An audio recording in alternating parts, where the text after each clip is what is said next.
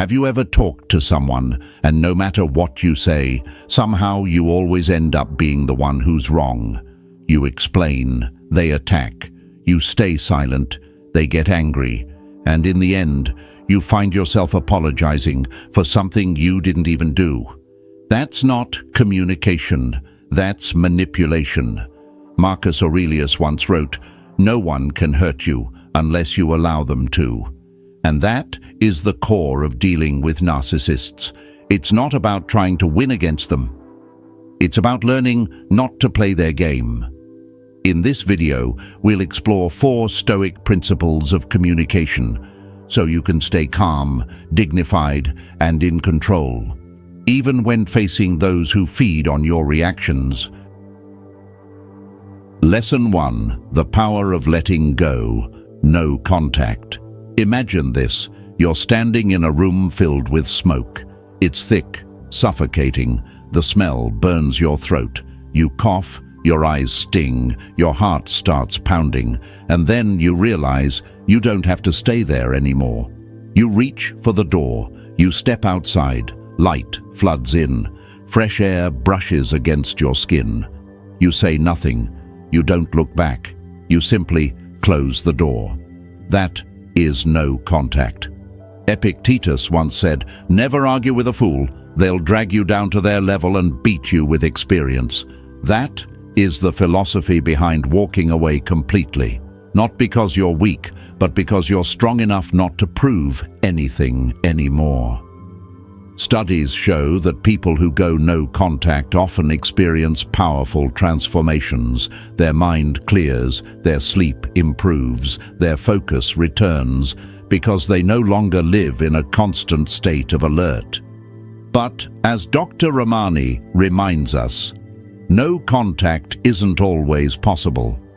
If that person is your boss, your parent, or the co-parent of your child, then walking away completely may not be an option.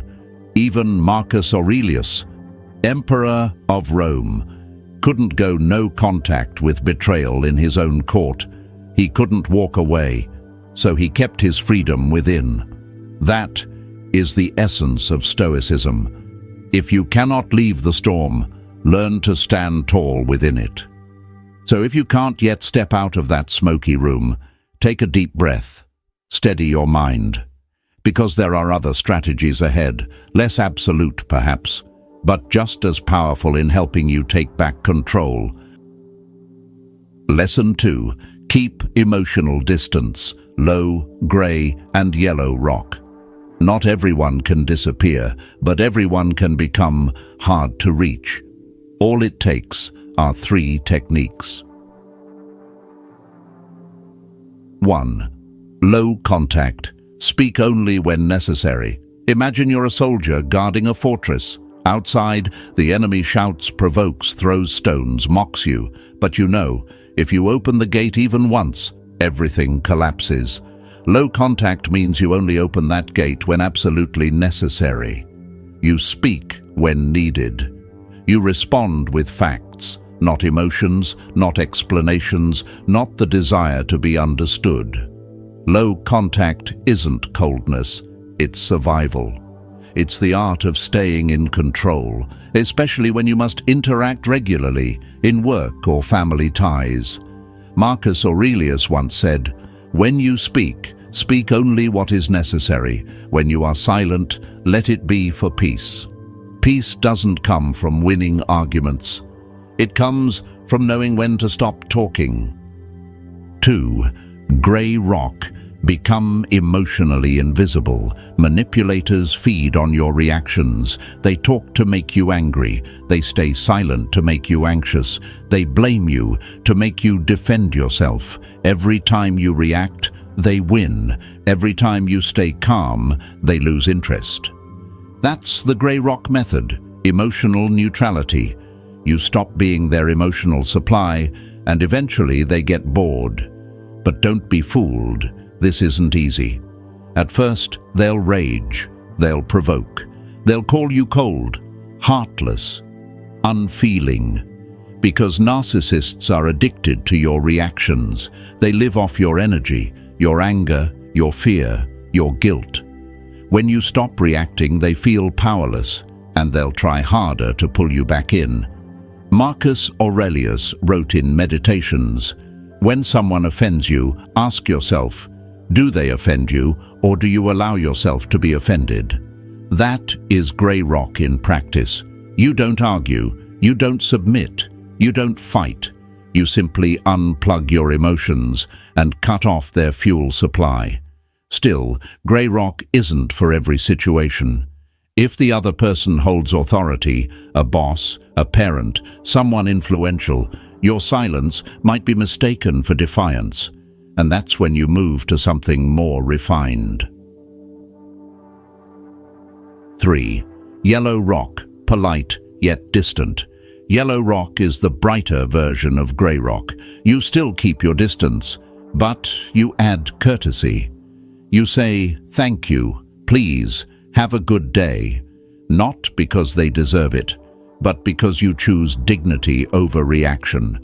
Seneca called it virtue in action. He wrote, "The wise do what is right not for others, but for the sake of their own character." You stay civil, but not open, kind, but not vulnerable. This matters most when children are involved, because they learn how to behave by watching you.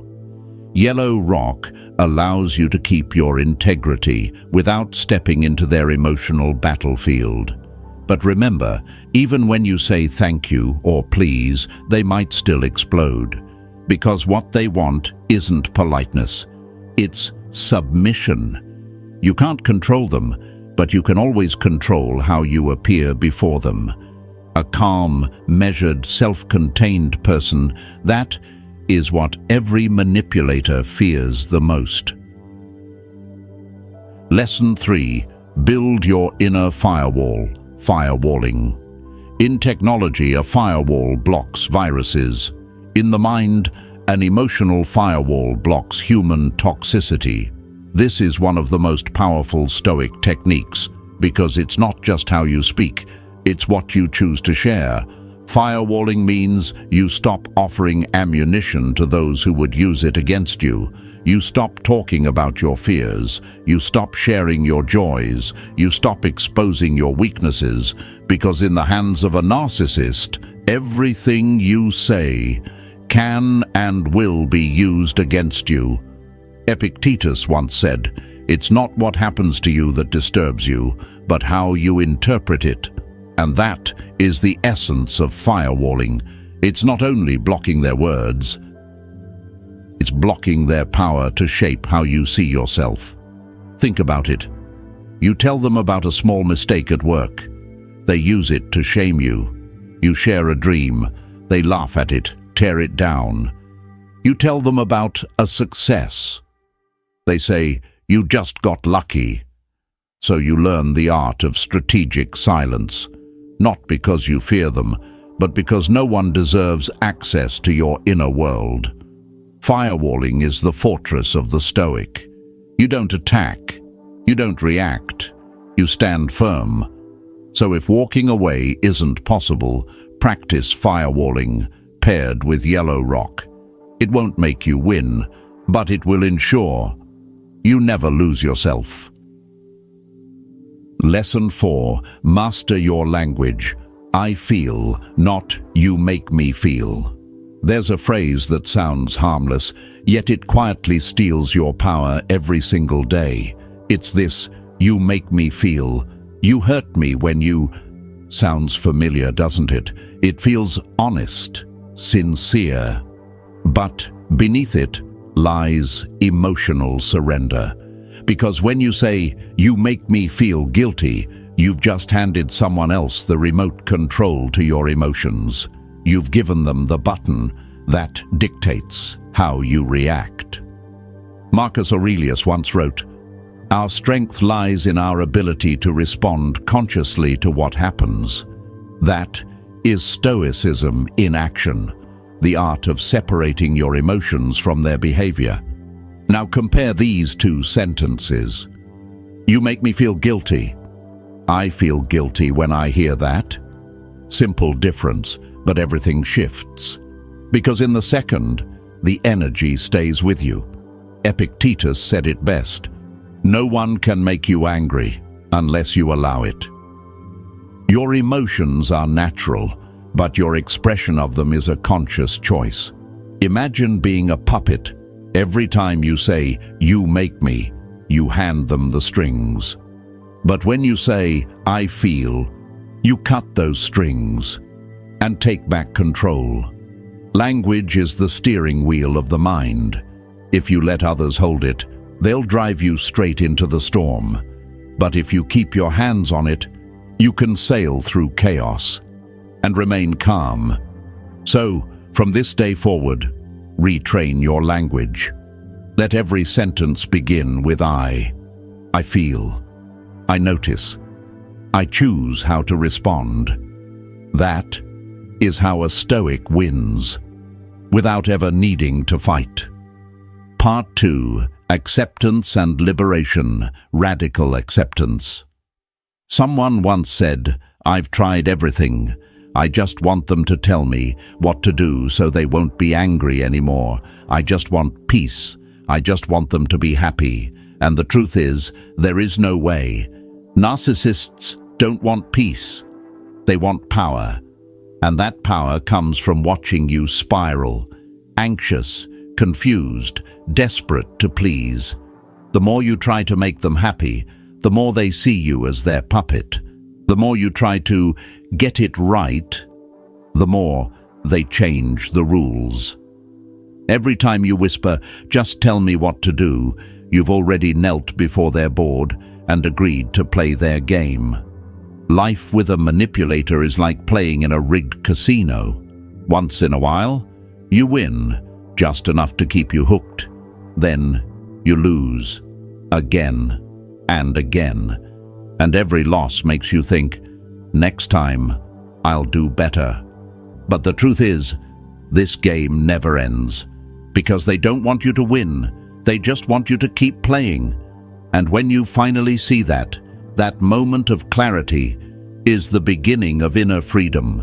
Not freedom because you left them, but freedom because you no longer need them to feel at peace. Marcus Aurelius once said, "Accept everything as it is and use it as material to strengthen yourself." Radical acceptance isn't surrender. It's not giving up. It's waking up. It's seeing reality exactly as it is. No illusions, no fear. You can't change them, but you can change how you show up in your own life.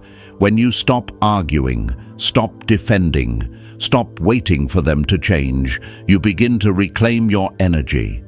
Stoics don't run from pain. They refine the mind through it. They don't complain about others. They study their own reactions. And one day you'll notice something. When the manipulator tries to hurt you again, you'll feel nothing. Not because you've gone numb, but because you finally understand. No one can make you feel small unless you believe you are. That's the moment you're free. Not because you won, but because you stopped playing the game altogether.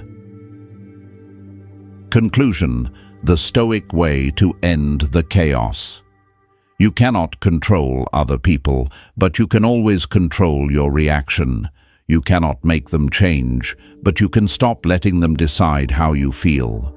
Stoicism doesn't teach you to be cold. It teaches you to be consciously warm. It doesn't tell you to cut people off. It teaches you to choose carefully who deserves access to your mind. Because peace isn't the absence of people, it's the presence of boundaries. And in the end, remember this: true power is not in making others fear you, but in reaching the point where no one can make you lose your calm. That is the Stoic path. Not to conquer the chaos, but to stand unshaken within it. If this message resonated with you, take a moment, breathe, and reflect. You don't need to change the world today, just master your own mind. And if you're walking this Stoic path with me, hit the like button, subscribe, and share this with someone who's fighting their own storm. You can click the thanks button as a way to encourage us to create more valuable videos. Let's build a world, one calm mind at a time. Comment below. I choose calm over chaos. Let that be your Stoic commitment, starting today.